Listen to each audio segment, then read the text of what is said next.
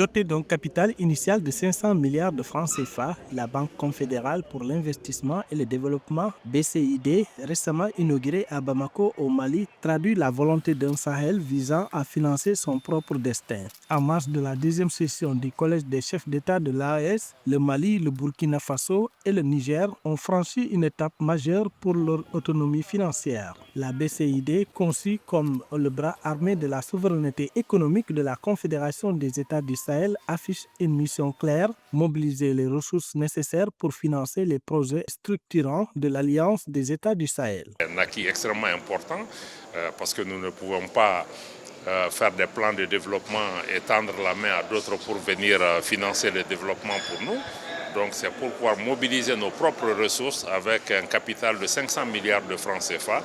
Cette banque permettra de financer des projets structurants dans nos pays, des projets étatiques comme des projets qui viendront du secteur privé avec la validation des États.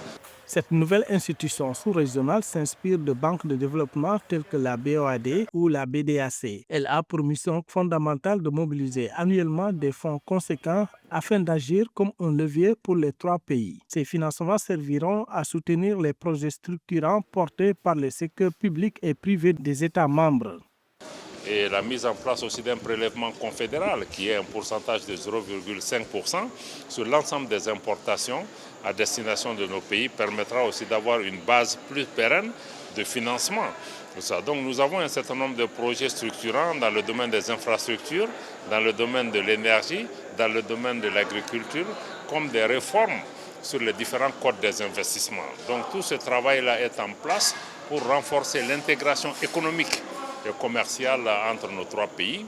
À travers cette banque confédérale, les États membres entendent renforcer leur autonomie financière, réduire la dépendance aux mécanismes de financement extérieur et disposer d'un outil adapté aux priorités économiques du Sahel.